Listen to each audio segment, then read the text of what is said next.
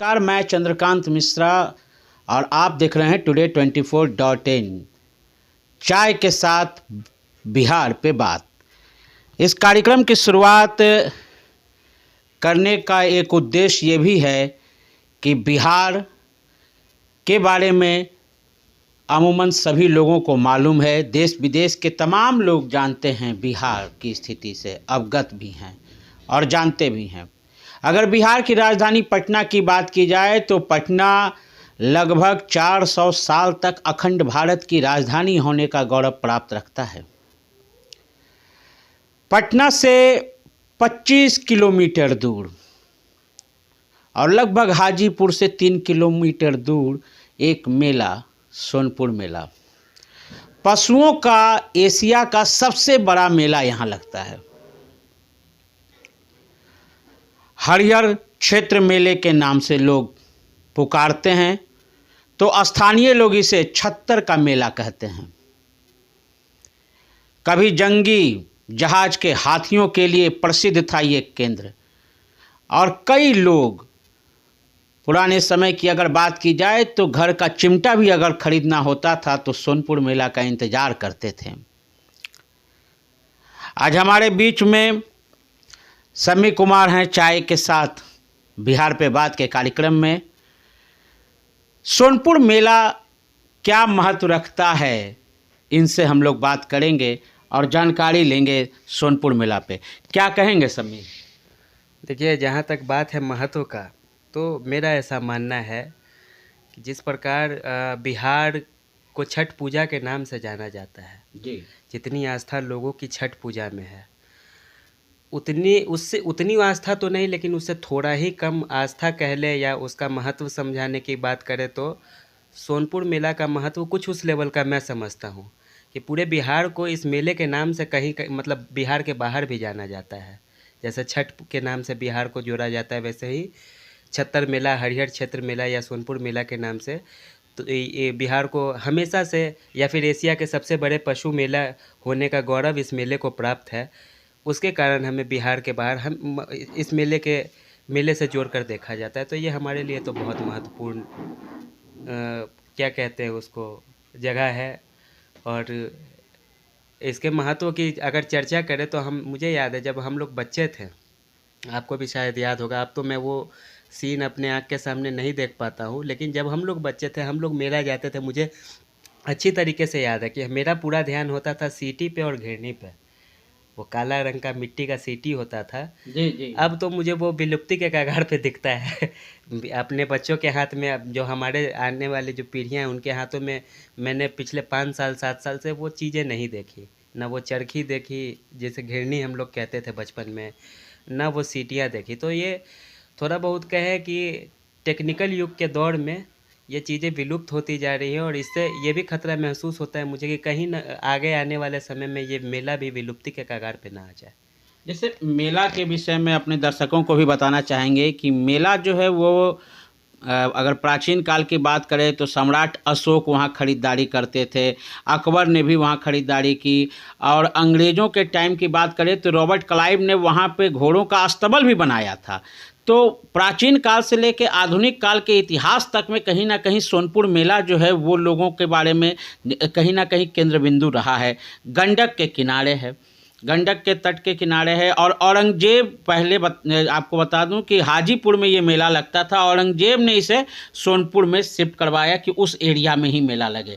तो हम ये जानना चाहते हैं समी, आप ये बताएं कि किस तरह से अभी जो मेला का स्वरूप है, पहले भी लोग नौटंकी देखने के लिए, नाच देखने के लिए आते थे, लेकिन आज जो उसके स्थान पे ऑर्केस्ट्रा सब जो आ गया है, इससे क्या सांस्कृतिक महत्व बच रहा है या उनका पतन हो रहा है? देखिए, जैसा कि मैंने पहले भी कहा कि तकनीक के इस दौर में शायद बहुत सारी चीज़ें विलुप्त हो रही हैं, लेकिन इसी तकनीक का अगर सहारा लिया जाए, जैसे लाइव टेलीकास्ट इत्यादि के सहारे से हम लोग मैच देखते हैं, छोटे छोटे स्तर पे अगर सहारा लिया जाए तो बिहार सरकार इन चीज़ों को बड़ा ही बनाने में सक्षम रहेगी।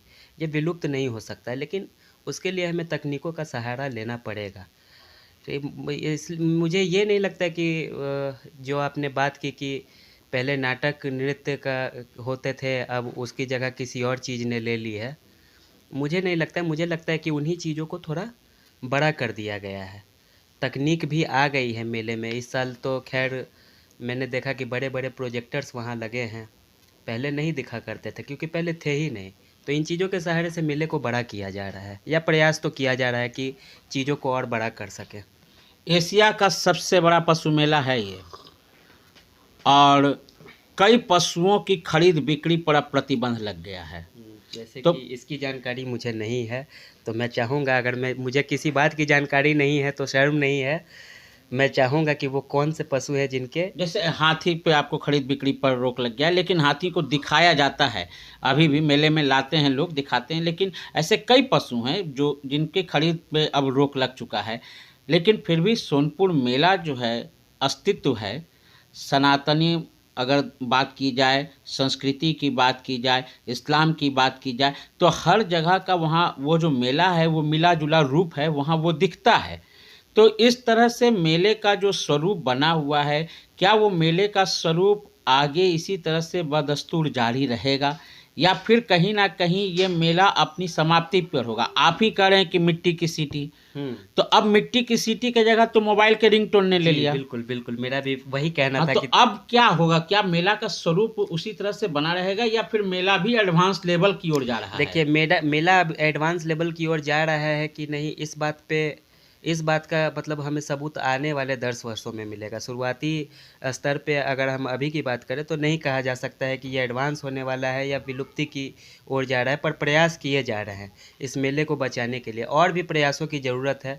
मुझे याद है, लोग कहते हैं जब बिहार में सड़कें नहीं थी तो बिहार के कोने-कोने से लोग आते थे, भागलपुर से भी आ जाते थे लोग, अपना जानवर बेचने के लिए जी, जी, बिल्कुल। एशियाई माइनर की मैं बात कर रहा हूँ, भारत की मैं बात नहीं कर रहा हूँ। आपने बिहार की बात की, मैं आपको बताऊँ कि भारत ही नहीं, एशियाई माइनर मतलब एशिया के क्षेत्र में आने वाले जितने भी शहर हैं, उन सभी प्रमुख शहरों से लोग अपने पशु को ला करके यहाँ खरीदते थे और बेचते थे। जी, ये उनकी एक व्यवस्था थी। बिल्कुल मैं वही बात कर रहा हूँ कि पहले जो मतलब ना सड़क थी, ना कोई वैसी उचित ट्रांसपोर्ट की व्यवस्था थी, फिर भी लोग इतने दूर-दूर से आते थे। आज कहने के लिए पिछले 15 सालों में लाखों किलोमीटर सड़कों का निर्माण हुआ है बिहार में। लेकिन उन सड़कों का फ़ायदा क्या होगा जब कोई पहले कहीं वहाँ जाता था, जिन रास्तों से, उन रास्तों को भूल के अब वहाँ जाना ही छोड़ दिया है। सड़कों के कारण ये हो चुका है कि उनको अपने ही शहरों में पशु आ जाते हैं खरीद बिक्री के लिए, जिसके कारण सोनपुर मेले की ख्याति खत्म होने के कगार पे आई पिछले 15 वर्षों में। ये मेरा अनुभव है कि पहले लोग कुत्ता खरीदने के लिए सोनपुर मेला जाते थे। ठीक है, ये पटना की बात कर रहा हूँ, जो कि मात्र 25 किलोमीटर की दूरी पे है। जी, जी। ठीक है, 250 किलोमीटर वाली दूरी पे मैं बाद में आऊँगा। लेकिन अब यहाँ क्या होता है कि अगर किसी को पशु लेना है तो बगल में ही वेटरनरी हॉस्पिटल से जाके संपर्क कर लेते हैं, और वो लोग 2 दिन 3 दिन में मुहैया भी करवा देते हैं। किसी को जर्सी गाय लेना हो या पोमेलियन कुत्ता लेना हो, हर चीज़ की व्यवस्था यहीं पे मिल जाती है। तो लोगों का शायद रुझान उस तरफ जाने से बच गया, पर मेले को बाकी चीज़ों ने बचाए रखा है। भले मैं मानता हूँ कि पशुओं के खरीद बिक्री में वहाँ गिरावट आई है, वो प्रत्यक्ष है, प्रत्यक्ष को प्रमाण की ज़रूरत नहीं है। लेकिन बाकी चीज़ों ने, जैसे अभी मैंने उस सीटी और घेरने की बात करी, तो बिहार सरकार के कुछ वीडियोस में मैं देख रहा था, सोनपुर मेले पे के ऊपर बनी हुई थी, उनका मतलब बहुत ही अच्छे तरीके से चित्रण किया गया था उन वीडियोस में। तो इन चीज़ों को बचाने की कोशिश तो की जा रही है, पर और सार्थक प्रयासों की ज़रूरत है। इस तरह का मेला का आयोजन जो है बिहार में, चलिए ये तो प्राचीन काल से लगते आ रहा है, लेकिन वर्तमान के संदर्भ में अगर हम बात करें रोजगार की, तो कई युवा जो हैं वो छोटे छोटे दुकान लगा करके काम पे वहाँ पे लगते हैं। तो क्या बेरोजगारी दूर करने के लिए इस तरह के मेले का आयोजन, और भी मेले हैं बिहार में, और भी मेले हैं, क्या उन सभी मेलों को प्रमोट करना चाहिए या नहीं? देखिए, मेरा भी यही मानना है, जो आपने खुद कहा कि और भी मेले हैं।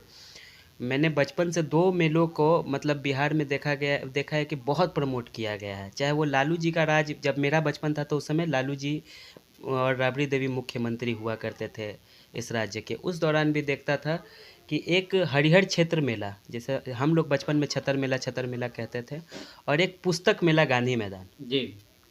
ठीक है, इन 2 मेलों को राज्य सरकारों ने शुरू से प्रमोट किया है, और माने ना माने उस समय से अभी तक इन 2 मेलों ने बहुत लोगों को रोज़गार भी दिया।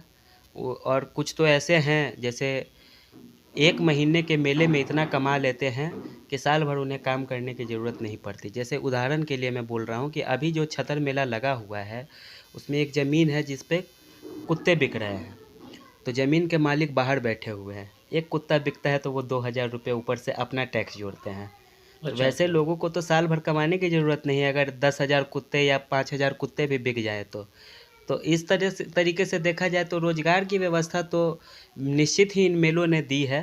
पर अब जैसा आपने कहा कि और भी मेले हैं, उनको भी प्रमोट करना चाहिए। मैं आपसे बिल्कुल इत्तेफाक रखता हूँ कि जी करना चाहिए, और हर मेले को थोड़ा-सा ना बड़ा बनाने की ओर कदम उठाने चाहिए। जैसे इस साल भी अभी वहाँ मंच दिया गया कवियों को, संगीतकारों को, पहलवानों के लिए कुश्ती का आयोजन किया गया।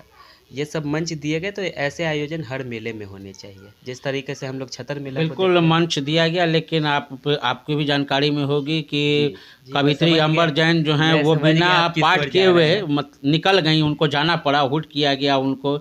और सभी कवियों ने एकता दिखाई कि भाई हम सभी के सभी नहीं करेंगे काव्य पाठ और हम चले जाएंगे। तो ये कहीं ना कहीं राजनीतिक दबाव तो नहीं लगता है? जी, मुझे देखिए, मैं अगर पर्सनली बोलूँ, मैंने भी अंबर जैन, अनामिका अंबर जैन नाम है शायद, तो उनको सुना है। और मुझे लगता है, जो मैं अपनी बात कर रहा हूँ, आप मुझसे इत्तेफाक नहीं भी रख सकते और उससे मुझे कोई आपत्ति नहीं है। मैं उन्हें एक कवि के तौर पे नहीं देखता हूँ। मुझे लगता है कि वो किसी का प्रमोशन कर रही है हर मंच से। और जब वो मंच पे आती हैं, मैंने उनके कई कवि पाठ देखे हैं कि किसी एक तरफ का, आप लोक कवि अगर हैं तो आपको लोक की बात करनी चाहिए। आपको किसी एक तरफ का पक्ष नहीं रखना चाहिए, चाहे वो धर्म के आधार पे हो या राजनीति के आधार पे हो। आप सिर्फ एक पक्ष की बात नहीं कर सकते। तो ठीक है, राज्य सरकार को शायद ऐसा लगा होगा कि इनके काव्य पाठ से शायद वहाँ पे कुछ गलत हो सकता है, तो उन्हें नहीं दिया गया। पर इसको मैं अभी व्यक्ति पे रोक भी कह सकता हूँ। और मैं क्या, बहुत लोग कह रहे हैं कि उनको बोलने देना चाहिए था, पर कभी-कभी हो जाता है कि कुछ चीज़ों को रोकने के लिए ऐसे कदम उठाने ज़रूरी होते हैं। देखिए, ये प्रश्न जो है वो सार्थक यहाँ पर उतना नहीं होता, लेकिन चूंकि ये सोनपुर मेले से जुड़ी हुई बातें थी, इसलिए इस बात को लिया गया। अगर हम इस पे प्रश्न भी करते कि भाई क्या साहित्य पे अब राजनीति का पहरा होगा, तो ये सारी बातें तो फिर किसी दूसरे टॉपिक में बात की जाएगी, क्योंकि बात हम लोग सोनपुर मेले की कर रहे हैं। क्योंकि ये कहा जाए कि ये घटना ये घट गई है, इसलिए ये प्रश्न को हमने यहाँ पे डाला है। लेकिन एक बात और, जाते जाते आपसे एक सवाल जरूर कर लेंगे। सोनपुर मेला आने वाले समय में अपने आप को और निखारेगा या फिर उसकी गति खराब होने वाली है? देखिए, ये पूरी तरह से डिपेंड करता है हमारी सरकार की कोशिशों पे और लोगों की जागरूकता पे। ठीक है, लोग अगर अपनी किसी संस्कृति को बचाने के लिए आगे नहीं आएंगे तो वो संस्कृति निश्चित तौर पे विलुप्त हो जाएगी। इसमें किसी तरह का संशय नहीं है। और सरकार अपने प्रयास से दिखा रही है कि वो तो बचाना चाहती है, लोग भी बचाना चाहते हैं कि नहीं इसको। जैसा आपने पहले कहा कि एशिया के विभिन्न कोनों से लोग आते थे। और मुझे एक बात की जानकारी नहीं थी कि ये सम्राट अशोक के ज़माने से ये जी मेला जी। लग रहा है। मुझे ये जानकारी जस्ट अभी आपके माध्यम से प्राप्त हुई। अकबर तक का मुझे पता था, सम्राट अशोक का नहीं पता था। तो सम्राट अशोक का ज़माना मतलब 2000 2500 साल पहले की हम लोग बात कर रहे जी हैं। जी बिल्कुल। इतने दिन तक अगर बची रही है तो आगे ये विलुप्त तो नहीं होगी, लेकिन इसका आकार धीरे धीरे छोटा होता चल जाएगा, क्योंकि इसकी जगह दूसरे मेले लेने लगेंगे, दूसरे तरह के व्यावसायिक प्रयोजन वाले लोग लेने लगेंगे। वो काम आपको आपके डोर स्टेप पे करके दे देंगे। तो धीरे धीरे वैसे विलुप्त हो सकता है, पर मेला विलुप्ति की ओर नहीं जाएगा, क्योंकि 2500 साल बचना भी बहुत बड़ी बात है। आगे भी बचा रहेगा, पर लोगों को सार्थक प्रयास करने होंगे इस मेले को बचाने के लिए। अपना योगदान सबको देना होगा। अरे कुछ नहीं तो बच्चों के साथ एक बार जाके गंडक में डुबकी लगा लीजिए, इसी बहाने शायद मेला सफल हो जाए। चलिए, तो ऐसा बहुत ऐसा प्रयास करते बहुत रहना बहुत पड़ेगा लोगों धन्यवाद, को। आपने इतना समय दिया। और मैं चाहूँगा कि भाई, हम लोगों की चाय भी ख़त्म हो चुकी है, तो चाय के साथ जो बिहार पे बात कार्यक्रम है, इस को आप लोग ज़रूर देखें। इसमें बिहार से जुड़ी हुई तमाम बातें हम लोग करेंगे और कई शख्सियत से भी हम लोग मिलते रहेंगे और जानेंगे कि बिहार और कितना ग्रेट है और बिहार कितना और ज़्यादा विकसित है, कितना इसकी पुरानी पहचान है, उन सबों से हम लोग रूबरू होते रहेंगे। में बिहार के बाद कार्यक्रम में हम लोग इतना ही करेंगे और इस तरह के तमाम खबरों से जुड़े रहने के लिए आप हमारे चैनल को लाइक करें, शेयर करें और सब्सक्राइब करें। आपके तमाम सवाल के जवाब की जीत के साथ मैं Chandrakant Mishra, today24.in। Thank you. Video को लाइक करें, शेयर करें, सब्सक्राइब करें और तमाम तरह की खबरों से जुड़ने के लिए बेल आइकन को ज़रूर दबाएं। धन्यवाद।